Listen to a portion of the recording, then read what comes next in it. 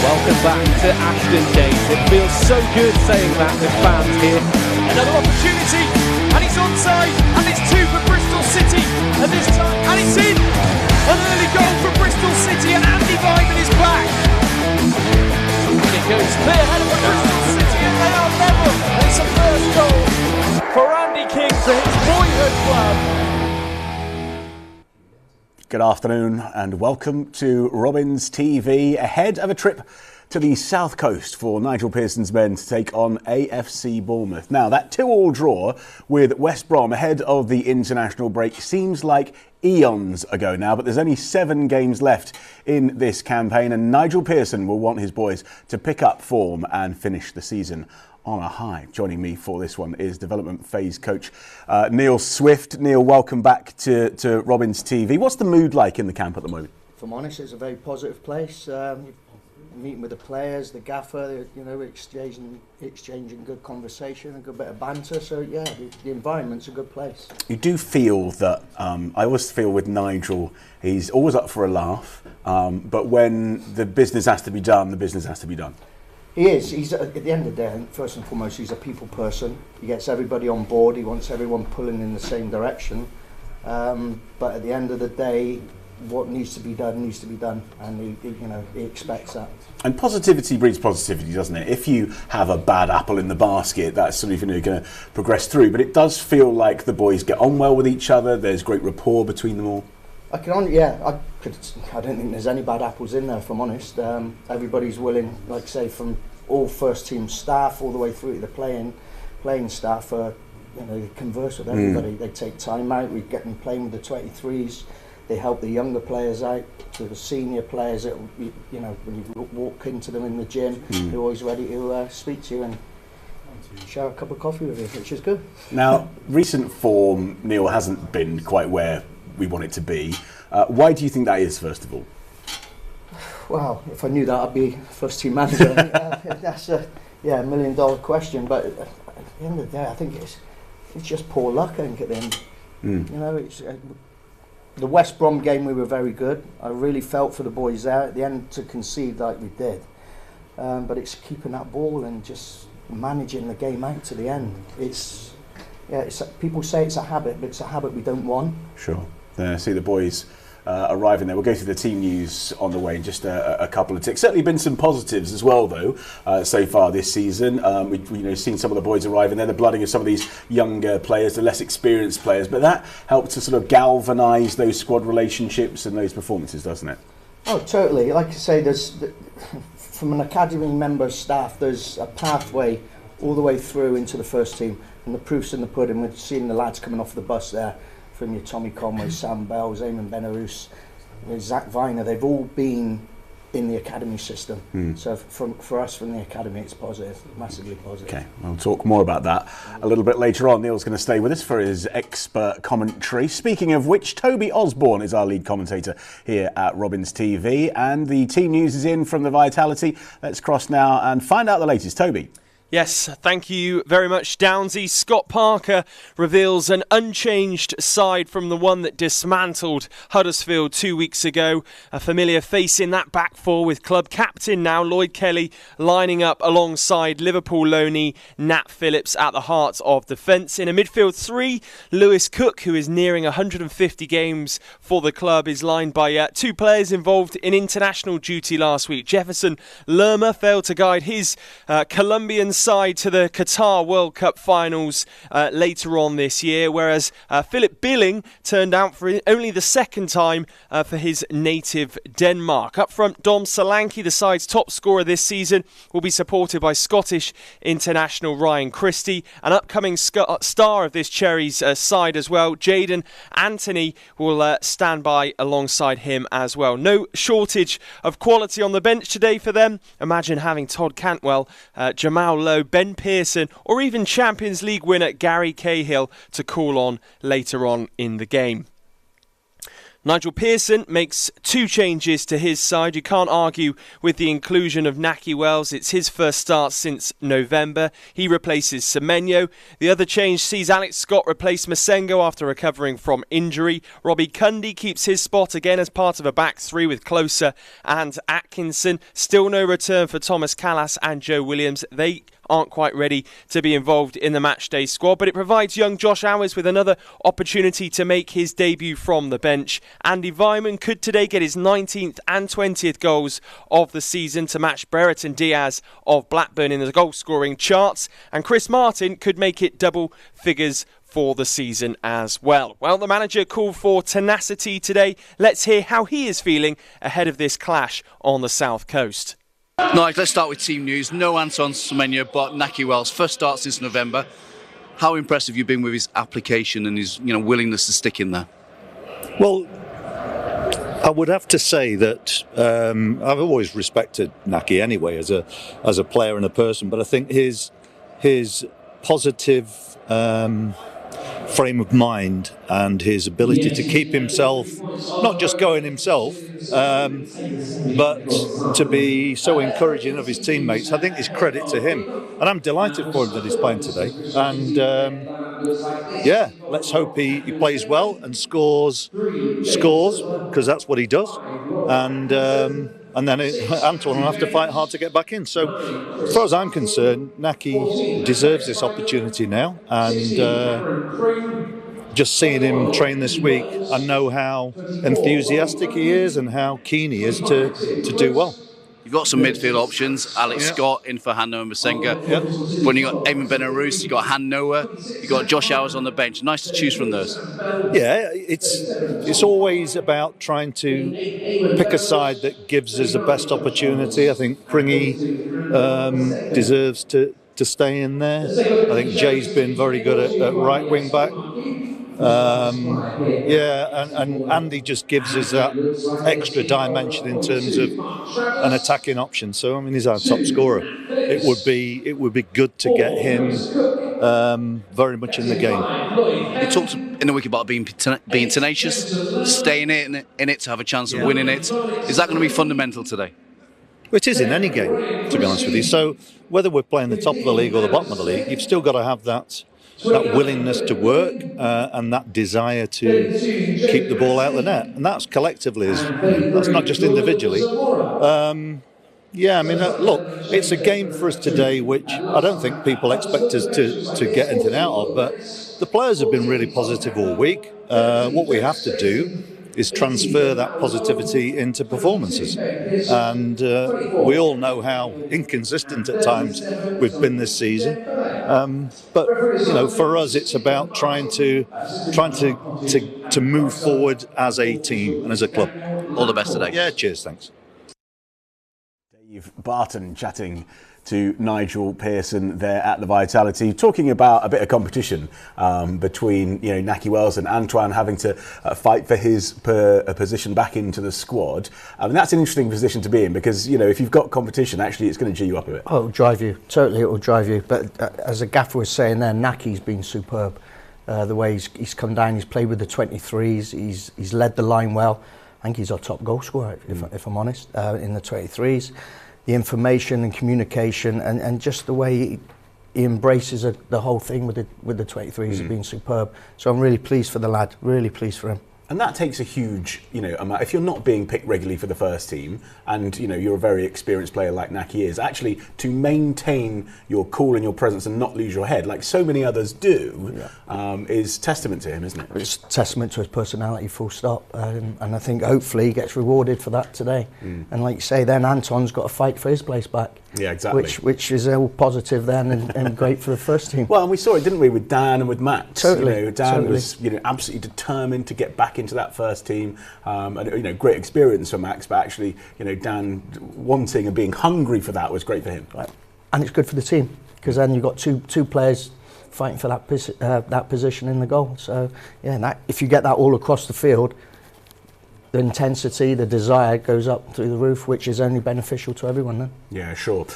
So Alex Scott replaced Han Noah. So that midfield with Matty James and Alex Scott, I mean, a sort of imbalance of experience and age perhaps, but, you know, a great learning opportunity for Scotty and, you know, a situation in midfield today which could be interesting. If I'm honest, I think Scotty's been here before with the experience that he shows that he's got for such a young head on you know, he's in a good place. So I think that on its own, yes, it's a bit of good balance, you know, age and youth. But I think it's going to be really critical on how we win the transitions. And that's how I think we'll be able to hurt Bournemouth. If we win the transitions and can play forward quickly, we'll be able to catch them being expansive, I think. Okay, all right. So fingers crossed. Yes, fingers crossed. Very good. More from Neil on the way very shortly indeed. First of all, though, time for another Robins TV exclusive. And our reporter Dan White's been up to the High Performance Centre to have another chat to Tim Closer and give him a grilling with our quickfire questions.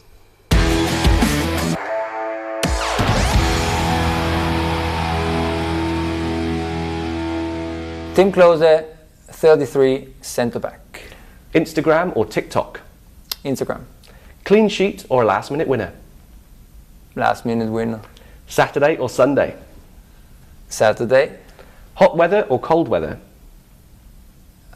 Cold weather. Your dream holiday destination? Bora Bora.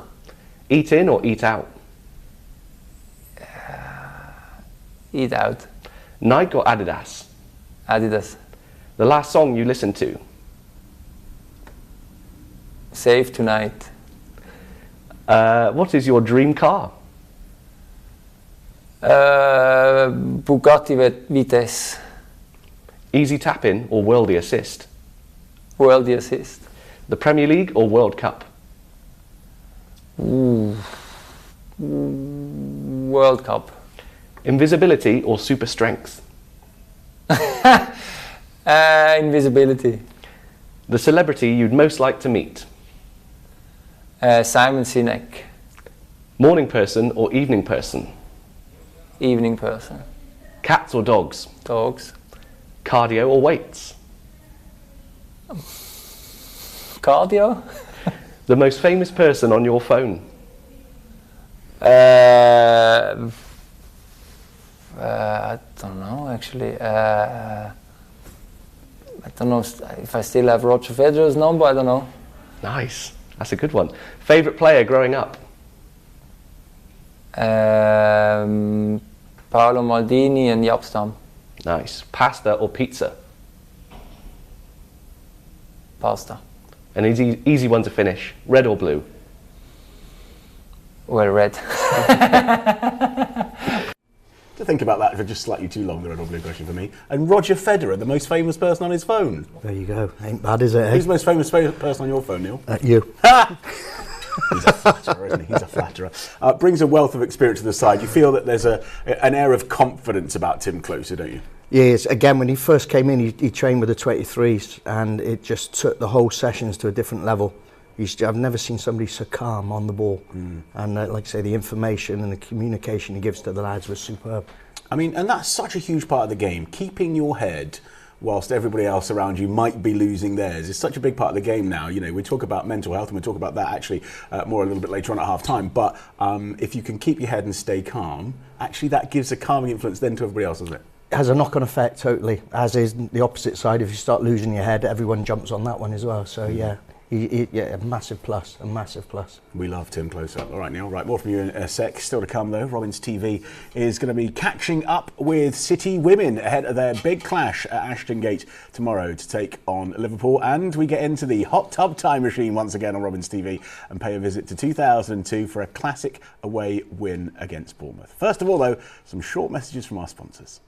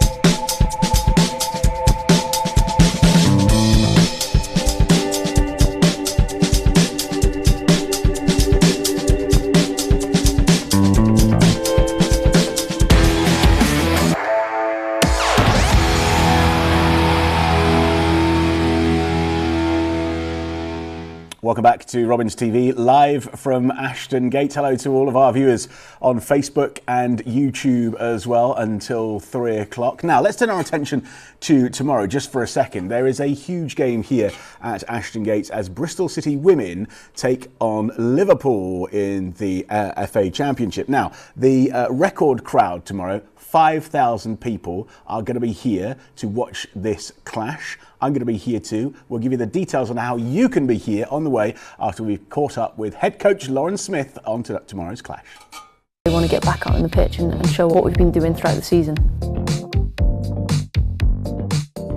Lauren, Liverpool, Ashton Gate on Sunday. How much are you and the players looking forward to it?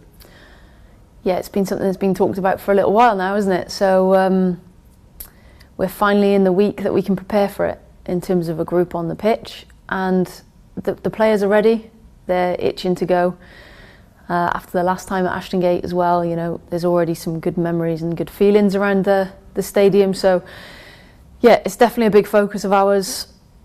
Less so just because it's Liverpool and it's at Ashton Gate, but because we're coming off the back of a loss, and the group of players that we've got want to put that right straight away with a performance rather than just a win, but actually knowing that at Sheffield we weren't ourselves, we didn't give ourselves the credit that we deserve and what we've worked towards. So straight away we want to get back out on the pitch and show what we've been doing throughout the season. I suppose, is that the challenge as a head coach? There is the occasion and there is a record crowd, but actually your focus is putting right the things that didn't go well against Sheffield United, but obviously building on some of the positives during that game. Yeah, definitely, and the positives that we've had in the season. I think sometimes when we've had moments in the season where we've had bad performances, but maybe won 1-0, you know, but away at Blackburn, for example, or when we've had bad performances and haven't won, we've then had to just reconnect with what we're good at, check ourselves in terms of our ball possession quite often, and go again, because the players, the staff all know that our standards have been set and they're very high, and when we don't hit them, it's a frustration, and that's something that we want to put right in whatever game was next. What it happens to be is the biggest game of our season against the only team above us, and also with the biggest fan base coming towards the game. And I think the players, myself, everybody involved want to make sure that this is a game that fans come to and think, I want to watch these again. So when you look back at Sheffield United, do you kind of think, well, actually, in the context of the season and all the positives that have come out of it, then that's what we need to take into as opposed to focusing on one particular reverse? Yeah, definitely. I think that's the big bit that comes out of it, is just making sure that we regroup and put our standards right. Obviously, it was a big knock losing Amy Palmer early doors in that game. And again, that'll be something that the players have in the back of their minds, because she's a big part of how we play. We've played without her before. We'll have to do it again, and we're ready for that. You know, we can change things up, and we'll do that. Head coach Lauren Smith chatting to Dave Barton there. The big kickoff tomorrow, 3 o'clock. It's tickets.bristol-sport.co.uk. Please come along, make that 5,000, 6,000. We'd love to see you down there. A big game tomorrow, first playing second as well. So making sure that Ashton Gate stays as a fortress for Bristol City Women. Now then, the situation here is, Neil, that Bournemouth are on a bit of a flyer. 4 unbeaten. They're looking like they're in an automatic promotion position. So Scott Parker's team are, high in confidence. How do we counter that confidence, or might that work in our favour? You know, pride coming before a fall and all that. Again, we're playing against a team that's based on possession, so chances are they'll have a lot of the ball, and it's what we do. And as I said earlier, those transitions. So can we hit them early on the transition when they're expansive, trying to play their way? And we can use that as a weakness. So that could be their Achilles heel. It's just how we play forward with a purpose, with precision and with pace. Toby's already talked about Dom Solanke, who is probably the one, if there was going to be one to watch out for. I think he's scored 3 goals in his last 3 games. So how do we make sure we keep him quiet today? You just have to hit him early. In layman terms, you might have to just stick one on him, let him know he's in the game. That's part and parcel of the game. We're obviously within the laws of the game. Of course, yeah. Keep it safe and legal, everyone. And what does City have to do to get the 3 points today at the Vitality? The gaffer said it there, work hard, desire and honesty, that if everybody does their job and they do their job well, you're in with a chance. Clean sheet, and then, like you say, Naki Wells or somebody gets a goal for us. That's what we need at the end of the day, at the other end, isn't it? Goals, and also, just one more question before we head to another VT. How do we hold on? We get to 90 minutes. We all know what happens after that. What's your take on it? Wow. For me, it's just ball retention. If we can keep that ball, the opposition don't get the ball, they can't score against you. So it's just keeping that ball safe in the right areas of the field. Yes, it's risky. If you get it nicked off you, you can be countered. But at the end of the day, if you keep the ball, the opposition can't score against you. It's as simple as that. That's it in black and white terms. That's it. Future head coach. Right, let's get some more football action on our tellies now and take a look back at the classic clash from 2002. Mickey Bell, Lee Peacock and Tony Thorpe bagging one each in this 3-1 away thriller from 2002. Lever gets the header. A little bit of space now for Bristol City, and Scott Murray to try and exploit. Oh, he's gone past McAnesby. It's still Murray into the area. It's a penalty. Jason Tindall with the challenge, and Bristol City have the chance to go in front. The run forward by Scott Murray gets past McAnesby. Then Tindall comes in, bundles him over in the opinion of the referee, and that's a penalty kick. It's Mickey Bell then to take the spot kick for Bristol City against Gareth Stewart.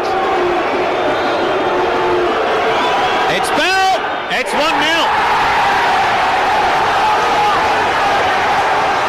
Mickey Bell has a fearsome shot, and he really did strike that one hard past Gareth Stewart. Tom Doherty across to take it for the visitors. Bell makes the run for the short pass. Doherty instead hits it long. Might fall here to Robinson, terrific stop, poked in on the line by Lee Peacock. Jubilation for the Bristol City supporters. Their side double their advantage just before the break. Steve Robinson, unfortunate not to score. It was a terrific stop from Gareth Stewart. But Lee Peacock in the right place at the right time. 2-0 to City.